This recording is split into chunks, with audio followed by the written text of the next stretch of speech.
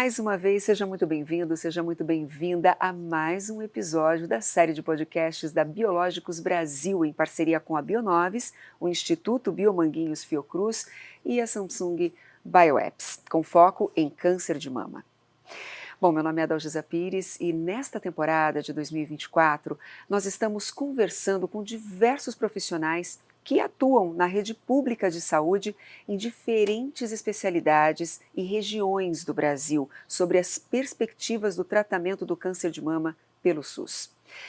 Entre nossas conversas, nós já tivemos um panorama do trabalho do médico da família, que normalmente é a porta de entrada da paciente com suspeita de câncer de mama.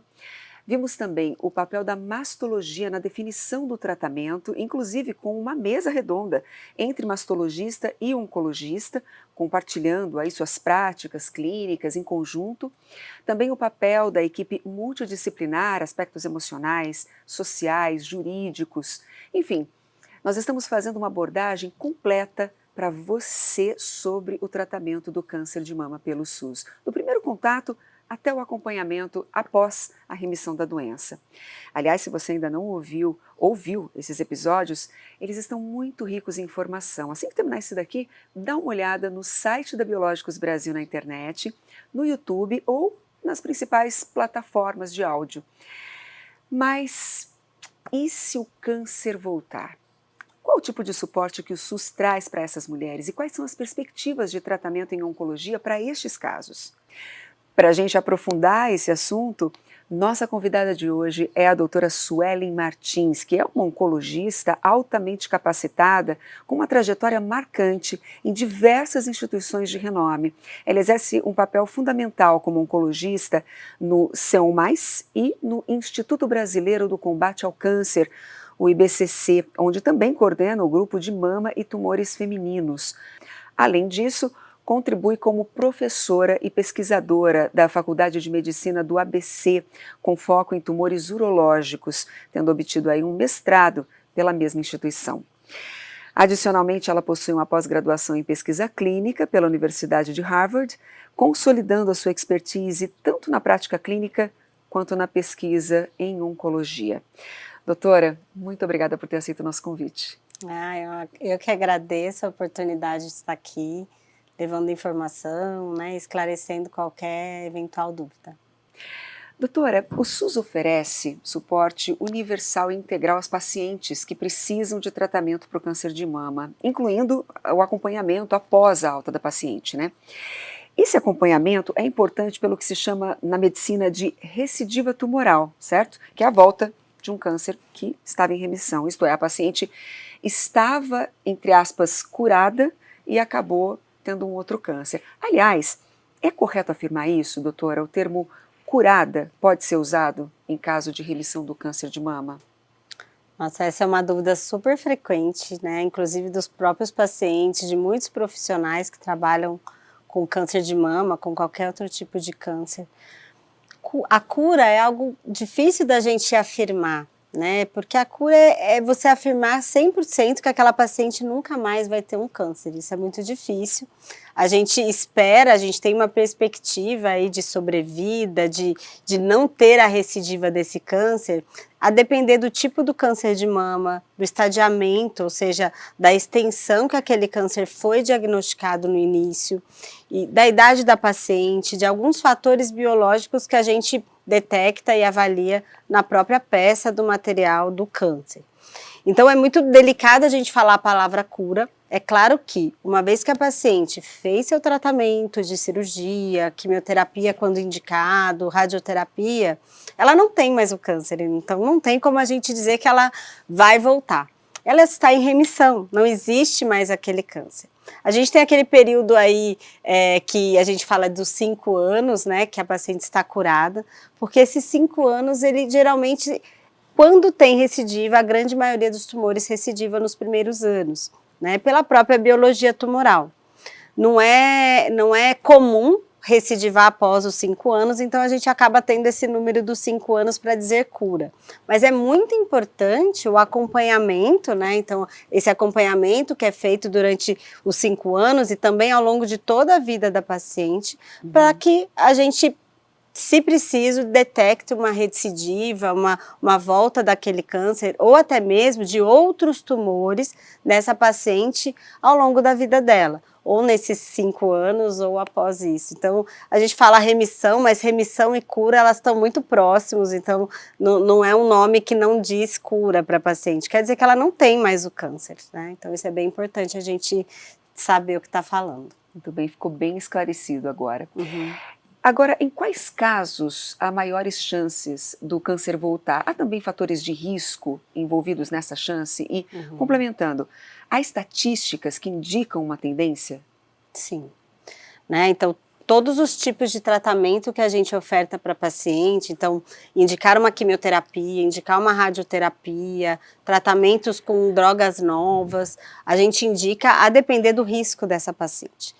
Então, assim, pacientes de tumores pequenos, com risco baixo dele ter uma recidiva, desse tumor voltar, tumores biologicamente mais bonzinhos, a gente acaba indicando menos tratamento. E assim, ela tem uma maior chance de cura. Tumores que já diagnosticados numa fase mais avançada, ou seja, tamanho maior, gânglios mais acometidos, então a gente acredita de um risco maior sim desse tumor ter de voltar, apesar de ter feito um tratamento curativo. E as características biológicas que a gente vê do câncer. Então, a gente tem aquele exame da imunohistoquímica, que é um exame complementar da biópsia, que a gente avalia os subtipos moleculares do câncer de mama, e alguns desses tumores, sim, têm maior chance de voltar. Então, a gente fala muito dos tumores triplo negativos, dos tumores HER positivos, que têm um risco maior de voltar, e por isso que os tratamentos acabam sendo também um pouco mais intensos. Agora, um câncer que aconteceu na mama pode voltar em outras partes do corpo? Sim.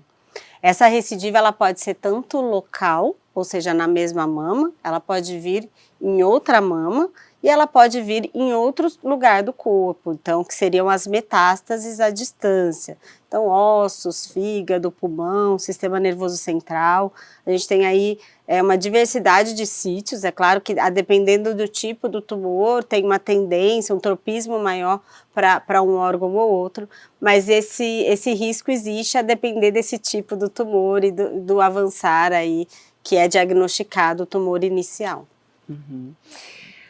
Agora, falando de uma paciente com suspeita de recidiva, né? Como que um médico oncologista avalia se a paciente teve recidiva ou não? A biópsia, por exemplo, é sempre necessária? Então, primeiro, é super importante o acompanhamento de perto. Né? Os nossos guidelines, eles falam, a gente tem guidelines precisos, tanto americano, europeu, que a gente segue muito no Brasil. A nossa Sociedade Brasileira de Oncologia também tem o nosso guia de segmento dessas pacientes. Então, a cada 3 meses, nos primeiros 2 anos, a gente tem que avaliar a paciente. O exame clínico é extremamente importante, né? Então, examinar a paciente ainda faz parte da medicina. Né? Existem alguns exames indicados também para cada tipo de caso. E assim, a gente guia uma possível investigação de recidiva. Né, o que a paciente fala, a consulta, as queixas, isso é tudo muito importante, então a gente acaba juntando as pecinhas do quebra-cabeça para poder indicar aí um exame, investigar alguma possível recidiva. Uma vez detectada essa recidiva, a grande maioria dos casos é bem importante fazer a biópsia. Tá? Muitas vezes é sine qua non, a gente sabe que aquilo ali é uma metástase, a gente começa um tratamento, mas sempre que possível a realização de uma biópsia de uma recidiva é importante. Isso por quê?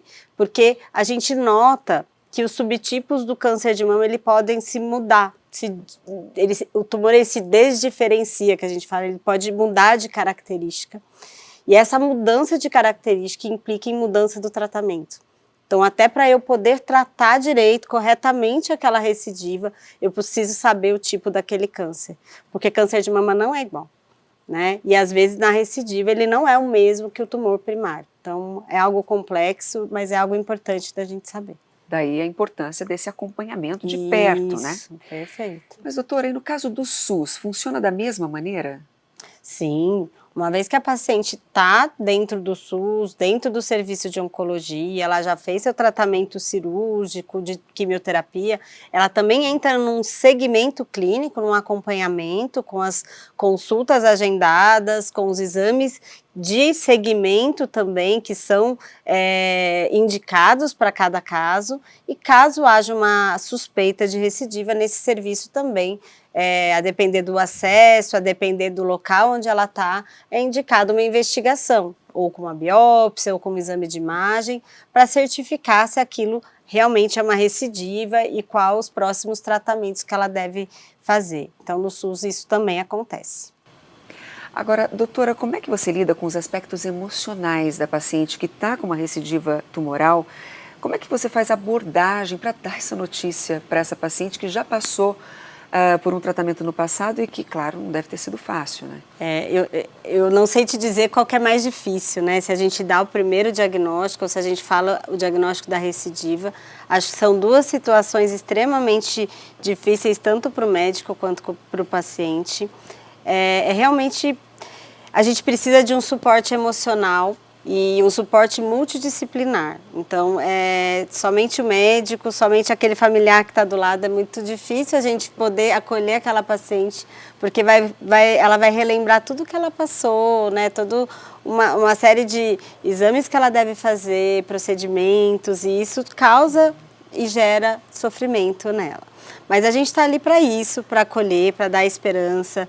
E realmente, na grande maioria das vezes, a gente consegue fazer com que essa paciente se sinta segura para seguir aí a próxima etapa do tratamento dela. E quais são as perspectivas da oncologia para casos de recidiva tumoral? Então, a depender do tipo do câncer dessa paciente, né, ela pode ir para uma cirurgia, de um resgate cirúrgico, ela pode precisar de um tratamento de quimioterapia, ela pode precisar de drogas novas e até aí a gente pode incluir, né, as pesquisas clínicas. Eu trabalho muito com pesquisa clínica e eu acho que isso é um tema extremamente importante em oncologia, que novas drogas estão vindo para isso, né? E isso o SUS também, as pacientes do SUS podem ter acesso a tratamentos dentro de pesquisa clínica. No Brasil a gente tem diversos tratamentos e medicações incluídos na pesquisa clínica, nós somos fortes nisso aqui no Brasil. Então a gente vai direcionar a depender do cada tipo de caso mesmo. Entendi. E quais desses recursos o SUS apresenta às pacientes no caso de uma recidiva tumoral? Esse tratamento após a recidiva pode ser curativo? Depende, né? Então, cada caso mesmo em oncologia depende, a gente deve individualizar.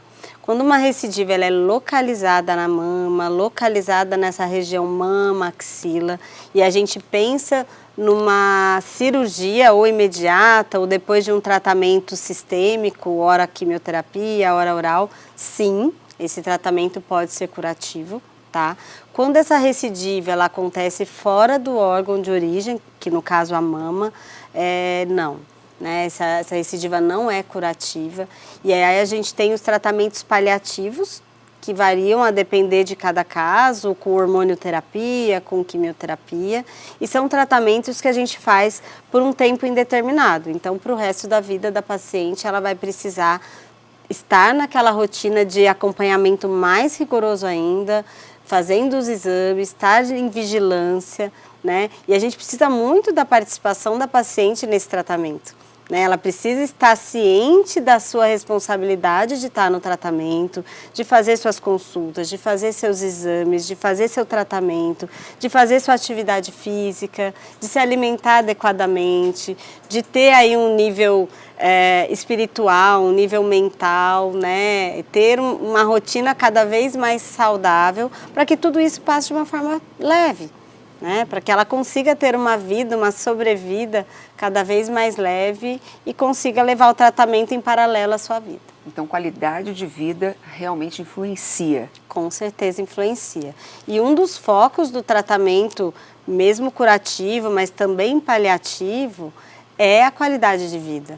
Então, a gente tende a ofertar cada vez mais tratamentos que sejam efetivos e com menos efeito colateral para que ela tenha uma qualidade de vida melhor. Então, a gente foca muito nisso, a gente pensa muito nisso antes de escolher o tratamento para aquela paciente. A gente tem que lembrar que também existem pacientes que moram longe. Isso é qualidade de vida, você ficar 2 horas numa estrada, né? Você tem que pegar um ônibus, um metrô. Quanto tempo isso leva? Então, a gente precisa pensar nisso quando a gente opta por um tratamento. Então, efetividade, qualidade de vida e sobrevida, elas têm que andar juntas, né? A gente tem que fazer um equilíbrio para que essa paciente tenha uma vida melhor. Doutora, então, pelo visto, cada detalhe conta, né, nesse tratamento ao que se refere à qualidade de vida. Uma coisa que é importante, a família. Como fica a família nessa situação? Tanto a relação da paciente com os familiares, como até mesmo a situação dos familiares com relação a esse paciente, né? Sim, a família ela é extremamente importante. Eu falo família, mas às vezes o que é importante é quem está ao lado daquela paciente, né? A paciente é o centro, mas quem está ao lado, quem está ajudando, às vezes é um amigo, às vezes são os amigos da igreja, às vezes são os vizinhos, e às vezes são os familiares, a grande maioria das vezes. Então, a gente precisa cuidar também, né? O olhar para o familiar é importante. O familiar tem que entender o que está acontecendo, entender realmente, né? Não superestimar e nem subestimar o que está acontecendo, porque é importante que ele esteja ao lado dessa familiar, dessa paciente. E juntos, eles podem construir uma vida, né? Eles podem construir uma vida de equilíbrio entre tratamento e continuar. O que eu penso, o que eu falo muito para as minhas pacientes é o seguinte: mantenha seus planos, né? Vamos junto, vamos manter os planos. A vida é assim, independente da gente ter um câncer ou não, muitas vezes a gente tem que mudar os planos, a depender do que acontece.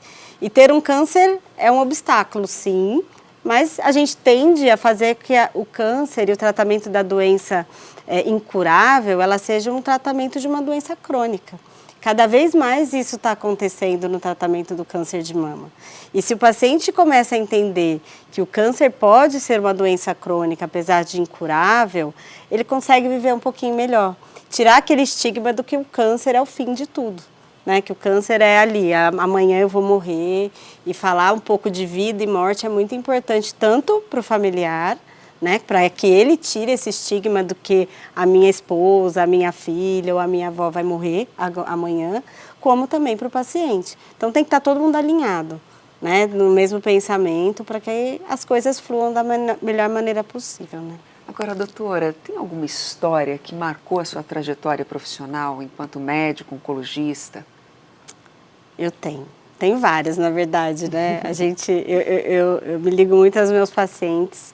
Então, eu tenho uma história de uma paciente, ela é minha paciente há muitos anos, acredito que uns 8, 9 anos, e ela foi diagnosticada com câncer de mama muito jovem, ela tinha 30 anos, 29 anos, e ela estava fazendo a quimioterapia e no meio do tratamento eu vi que ela tinha, demoraram os exames a sair, né? Enfim, eu vi que ela tinha metástase.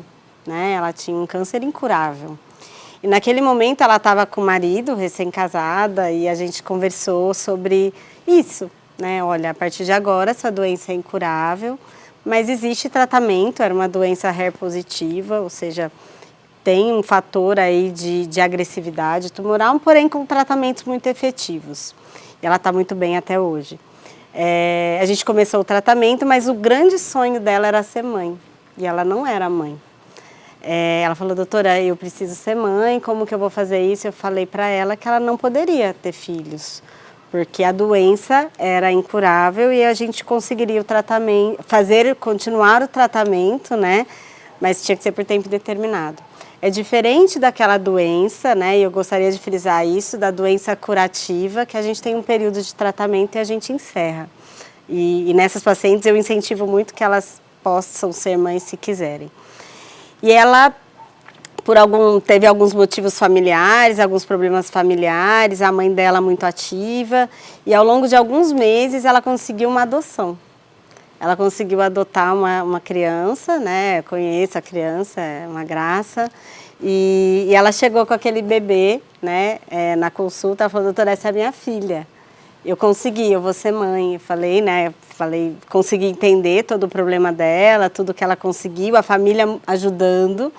E hoje, essa filha dela, né, eu ia falar o nome, mas eu acho que não vem ao caso, tá grande, ela tem aí 10 anos, ela já era um pouquinho maior, ela tem aí 10 anos, e ela é a mãe dela. Então, assim, é falar sobre sobrevida, né? Sobreviver com uma doença crônica. Até hoje ela faz o tratamento, ela toma a medicação dela no hospital, ela toma os comprimidos orais e ela tem o emprego dela, ela vive, ela cuida dessa filha e eles são muito bem. Então, assim, a família entende que ela tem uma doença crônica, ela entende, ela faz os tratamentos, falta algumas consultas, mas eu puxo a orelha dela, mas tá tudo bem. Né? Então, existe sim como a gente conviver com o câncer. Cada caso é um caso, obviamente, mas a gente precisa ter otimismo diante das situações, né? Pois é.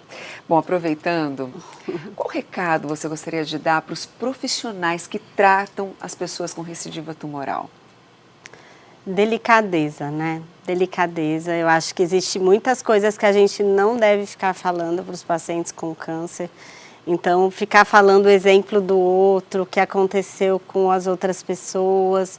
E, de modo geral, a gente às vezes escuta notícias ruins, né? Então, você não tem que ficar dando a notícia do outro, só se for positiva. Então, a gente precisa dar informações de qualidade, né? A gente precisa falar dos direitos dos pacientes com câncer, né? Os pacientes com câncer têm muitos direitos, existem leis que ajudam essa paciente a passar por toda essa rotina. Então, a questão do transporte, a questão dos impostos, Então, existem muitos direitos, eles têm que saber.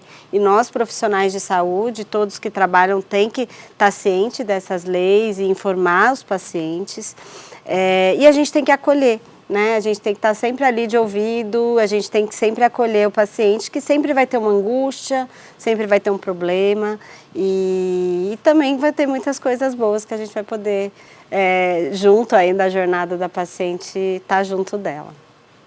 Doutora, que interessante, que delícia de conversa, né? Esses esclarecimentos todos aqui, muito obrigada por estar aqui com a gente hoje. Eu que agradeço. Obrigada.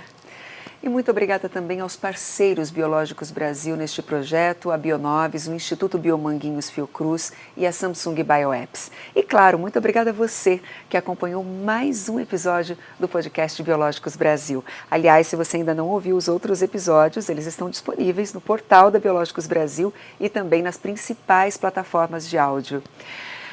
E se você gostou, recomende para colegas, profissionais da área, enfim, interessados em geral. Combinado? Em breve, mais um episódio. Espero você.